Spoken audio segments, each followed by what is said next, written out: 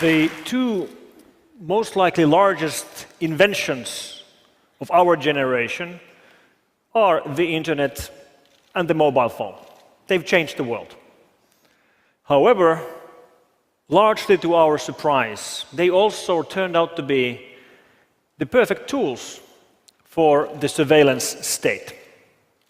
It turned out that the capability to collect data, information, and connections about basically any of us and all of us is exactly what we've been hearing throughout the summer through revelations and leaks about Western intelligence agencies, mostly US intelligence agencies, watching over the rest of the world.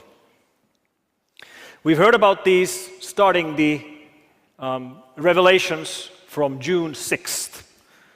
Edward Snowden started leaking information, top secret classified information, from the US intelligence agencies. And we started learning about things like PRISM and X-Keyscore and others. And these are examples of the kinds of programs US intelligence agencies are running right now against the whole rest of the world. And if we look back about the forecasts on surveillance by George Orwell, well, it turns out that George Orwell was an optimist.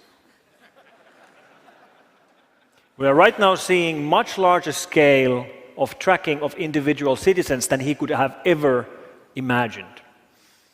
Then this here is the infamous NSA data center in Utah. Due to be opened very soon, it will be both a supercomputing center and a data storage center. You could basically imagine it as a large hall filled with hard drives storing data they are collecting. And it's a pretty big building. How big? Well, I can give you the numbers. 140,000 square meters, but that doesn't really tell you very much. Maybe it's better to imagine it as a comparison. You think about the largest IKEA store you've ever been. This is 5 times larger. How many hard drives can you fit in an IKEA store, right? It's pretty big. We estimate that just the electricity bill for running this data center is going to be in the tens of millions of dollars a year. And this kind of wholesale surveillance means that they can collect our data and keep it basically forever. Keep it for extended periods of time. Keep it for years. Keep it for decades. And this opens up completely new kinds of risks to us all. And what this is that it is wholesale blanket surveillance on everyone. Well, not exactly everyone, because the US intelligence only has a legal right to monitor foreigners. They can monitor foreigners when foreigners' data connections end up in the United States or pass through the United States. And monitoring foreigners doesn't sound too bad until you realize that I'm a foreigner and you're a foreigner. In fact, 96% of the planet are foreigners. Right? So it is wholesale blanket surveillance of all of us who use telecommunications and the internet. But don't get me wrong, there are actually types of surveillance that are okay. I love freedom, but even I agree that some surveillance is fine. If the law enforcement is trying to find a murderer, or they're trying to catch a drug lord, or trying to prevent a school shooting, and they have leads and they have suspects, then it's perfectly fine for them to tap the suspect's phone and to intercept his internet communications. I'm not arguing that at all. But that's not what programs like PRISM are about. They are not about doing surveillance on people that they have reason to suspect of some wrongdoings. They're about doing surveillance on people they know are innocent. So the 4 main arguments supporting surveillance like this. Well, the first of all is that whenever you start discussing about these revelations, there will be naysayers trying to minimize the importance of these revelations, saying that, we knew all this already. We knew it was happening. There's nothing new here. And that's not true. Don't let anybody tell you that we knew this already, because we did not know this already. Our worst fears might have been something like this. But we didn't know this was happening. Now we know for a fact it's happening. We didn't know about this. We didn't know about PRISM. We didn't know about X-key score. We didn't know about Cybertrans. We didn't know about Double Arrow. We did not know about Skyrider. All these different programs run by US intelligence agencies. But now we do. And we did not know that US intelligence agencies goes to extremes such as infiltrating standardization bodies to sabotage encryption algorithms on purpose. And what that means is that you take something which is secure, an encryption algorithm which is so secure that if you use that algorithm to encrypt one file, nobody can decrypt that file. Even if they take every single computer on the planet just to decrypt that one file, it's going to take millions of years. So that's basically perfectly safe, uncrackable. You take something which is that good and then you weaken it on purpose, making all of us less secure as an end result. A real-world equivalent would be that intelligence agencies would force some secret PIN code into every single house alarm so they could get into every single house because, bad people might have house alarms. But it will also make all of us less secure as an end result. Backdooring encryption algorithms just boggles the mind. But of course, these intelligence agencies are doing their job. This is what they have been told to do. Do signals intelligence. Monitor telecommunications. Monitor internet traffic. That's what they're trying to do. And since most and very big part of the internet traffic today is encrypted, they're trying to find ways around the encryption. One way is to sabotage encryption algorithms, which is a great example about how US intelligence agencies are running loose. They are completely out of control, and they should be brought back under control. So what do we actually know about the leaks? Everything is based on the files leaked by Mr. Snowden. The very first PRISM slides from the beginning of June detail a collection program where the data is collected from service providers, and they actually go and name the service providers they have access to. They even have a specific date on when the collection of data began for each of the service providers. So for example, they named that collection from Microsoft started on the 11th of September 2007, for Yahoo on the 12th of March 2008, and then others, Google, Facebook, Skype, Apple, and so on. And every single one of these companies denies. They all say that this simply isn't true, that they are not giving backdoor access to their data. Yet, we have these files. So is one of the parties lying, or is there some other alternative explanation? And one explanation would be that these parties, these service providers, are not cooperating. Instead, they've been hacked. That would explain it. They aren't cooperating, they've been hacked. In this case, they've been hacked by their own government. That might sound outlandish, but we already have cases where this has happened. For example, the case of the Flame malware, which we strongly believe was authored by the US government, and which, to spread, subverted the security of the Windows Update network. Meaning, here, the company was hacked by their own government. And there's more evidence supporting this theory as well. Der Spiegel from Germany leaked more information about the operations run by the elite hacker units operating inside these intelligence agencies. Inside NSA, the unit is called TAO, Tailored Access Operations, and inside GCHQ, which is the UK equivalent, it's called NAC, Network Analysis Center. And these recent leaks of these 3 slides detail an operation run by this GCHQ intelligence agency from United Kingdom targeting a telco here in Belgium. And what this really means is that an EU country's intelligence agency is breaching the security of a telco of a fellow EU country on purpose. And they discuss it in their slides completely casually. Business as usual. Here's the primary target, here's the secondary target, here's the teaming. They probably have a team building on Thursday evening in a pub. They even use cheesy PowerPoint clip art like, success when they gain access to services like this. What the hell? Then there's the argument that, okay, yes, this might be going on, but then again, other countries are doing it as well. All countries spy. And maybe that's true.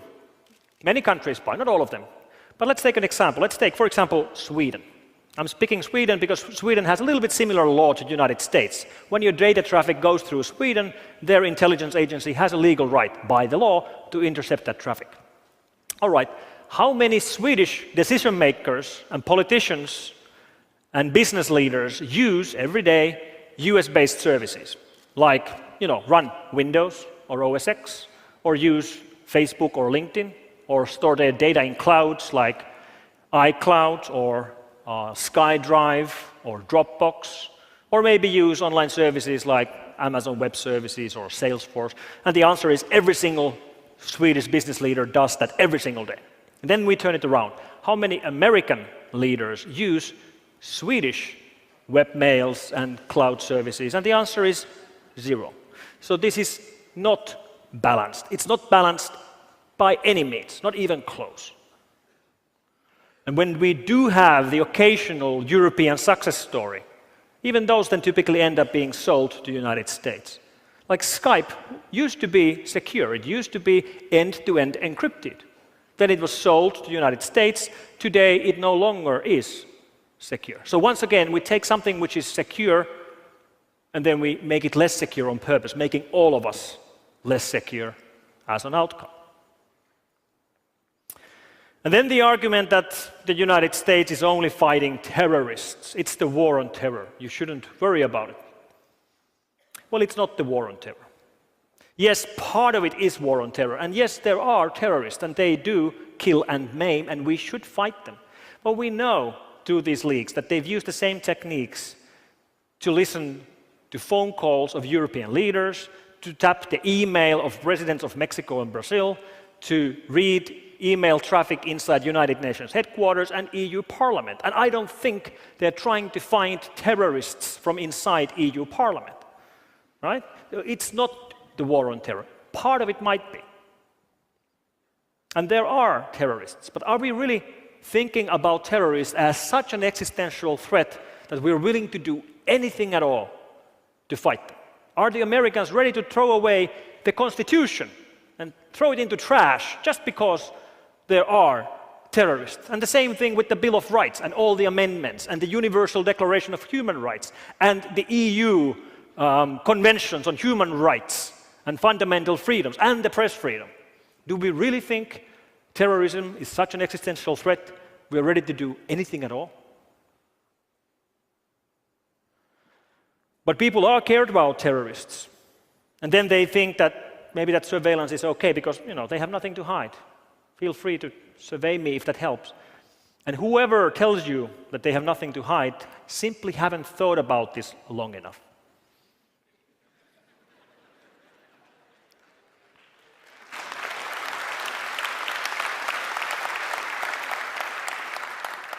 Because we have this thing called privacy. And if you really think that you have nothing to hide, please make sure that's the first thing you tell me, because then I know that I should not trust you with any secrets, because obviously you can't keep a secret.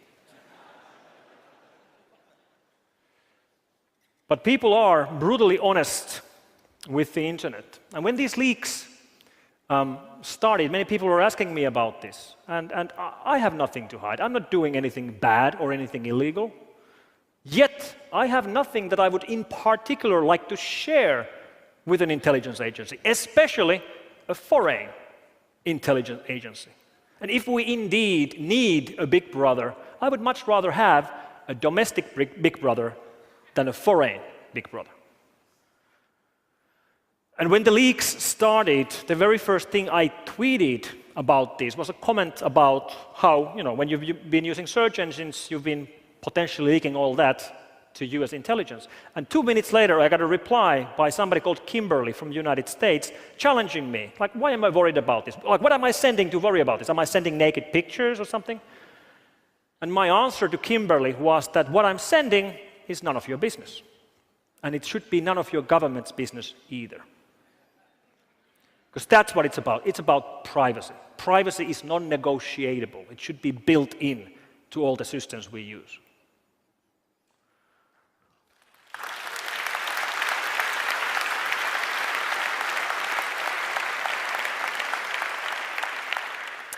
And one thing we should all understand is that we are brutally honest with search engines. You show me your search history, and I'll find something incriminating or something embarrassing there in 5 minutes. We are more honest with search engines than we are with our families. Search engines know more about you than your family members know about you. And this is all the kind of information we're giving away. We're giving away to the United States. And surveillance changes history. We know this through examples of corrupt presidents like Nixon. Imagine if he would have had the kind of surveillance tools that are available today.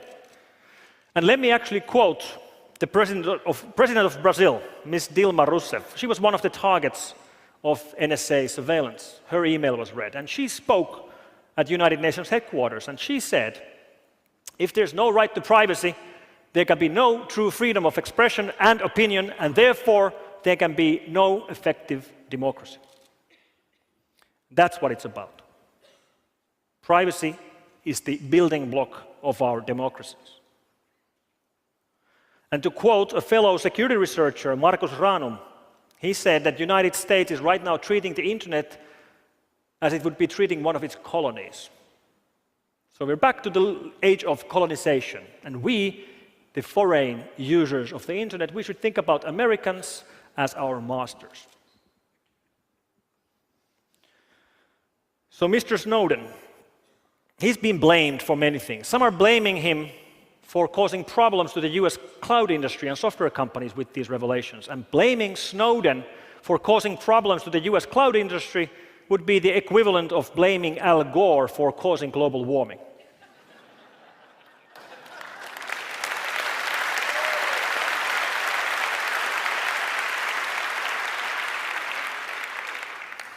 So, what is there to be done? Should we worry? No, we shouldn't worry. We should be angry, because this is wrong, and it's rude, and it should not be done. But that's not going to really change the situation. What's going to change the situation for the rest of the world is to try to steer away from systems built in the United States. And that's much easier said than done. How do you do that? A single country, any single country in Europe cannot replace and build replacements for the US-made operating systems and cloud services. But maybe you don't have to do it alone. Maybe you can do it together with other countries. And the solution is open source.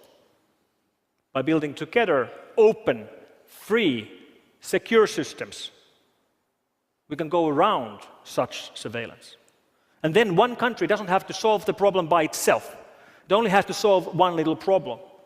And to quote a fellow security researcher, Haron Mer, one country only has to make a small wave. But those small waves together become a tide. And the tide will lift all the boats up at the same time. And the tide we will build with secure, free, open source systems will become the tide that will lift all of us up and above the surveillance state. Thank you very much.